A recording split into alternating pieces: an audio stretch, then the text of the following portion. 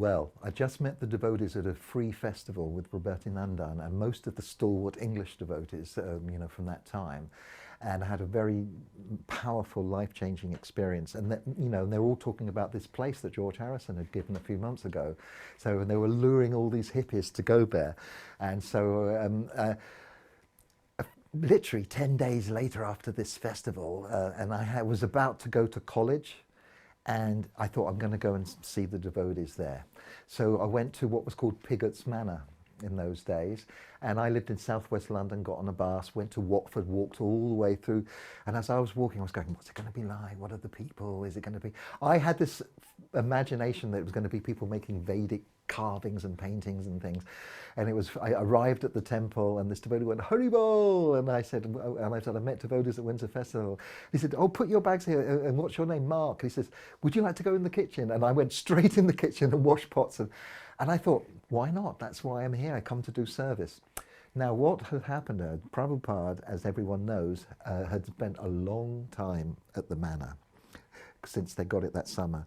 And the devotees were very, very attached to Prabhupada. They'd been spoiled, really. And Prabhupada had just gone to Stockholm. And so when I arrived, he was in Stockholm. But a few days later, because I was, people were all, Prabhupada's coming, Prabhupada's coming. So I remember asking, what do you do when you see him? Do you bow down? What do you do? It was all kind of quite nerve-wracking. And then I remember, Prabhupada coming from the airport into the manor in a white Mercedes, I think. And just the hullabaloo and the excitement and everything. And you couldn't get very near. And the first impression was, wow, he's really small. And I was only 16 and he was smaller than me. And he seemed to, because when I first saw him, he looked quite golden.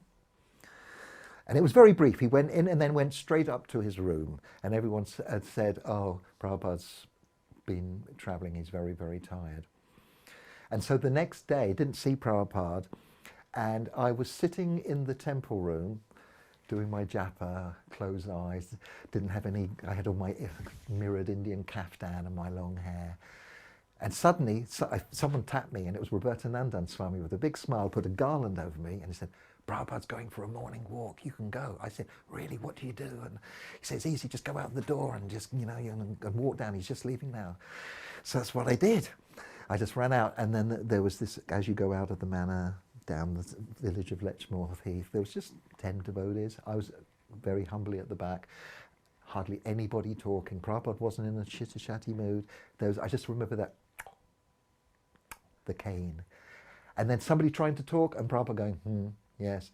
He wasn't really talking. And then it's quite shady because of the trees of the road. And we came out of the village, came into a field, and we stopped. And then just Prabhupada, this is suddenly where I'm right next to Prabhupada. And he looks and he did a scan around. And I couldn't look at Prabhupada. I was very demure and I went down there. But soon I looked, and I just remember looking and going, is he really here? It was so, the aura, not like this kind of, but the energy was just so palpable. And he was so extraordinarily exotic, the long ears, and he looked really golden now in that morning sunlight. And he just looked, and that was the first kind of close-up look. And then we went back, and then there was the morning program and the official Guru Puja, basically. And I have to admit, I couldn't understand Prabhupada's language, and he would crack jokes, and he was very light. And I remember kind of like all the devotees laughing, and I go, I had no idea what everyone was laughing about. And I had this devotee Duranga, who was like my bhakta leader or looking after me. And each day during the Guru Puja, the devotees would line up on one side, Prabhupada would be on the Vyasasana, and you would kind of cross over and people would line, somebody would have a basket of flowers. And I was resisting the actual act of submission. I was watching it. Then on the kind of last day when he was there, Duranga kind of pushed me out, and I couldn't go back. So I went, okay, and I walked over and joined and as the queue was getting lesser, I was getting closer and closer, and I was going, the import of what I was doing was just dawning on me. I'd gone from being, in 1 year, from being totally not into God, into spiritual things, and then meeting devotees, having amazing experiences. So this whole thing of just even accepting God, what to speak of a guru, was quite a big thing for me. And so as I came up, I remember getting the flowers. And again, this demureness that you couldn't look Prabhupada in the eyes. You were just, with all humility, I offered my flowers and did what everybody else did mechanically, laid down in front, and I didn't know prayers. And I just said, I don't know what to say, but in my mind, but please accept me as your disciple. I accept you as my guru. And as I walked away to join the kirtan, I have to say, a rush came all over my body, up to here. And the kirtan that day was just the bit. I mean, I've been there for a few days. The kirtan was just incredible and ecstatic.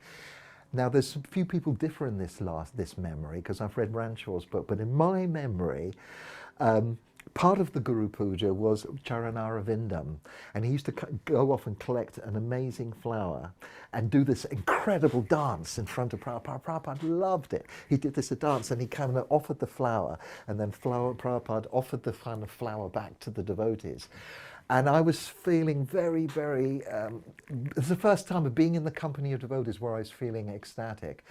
And then basically Prabhupada kind of got off the Vyasasan and kind of went out the door and got in the car and left for India.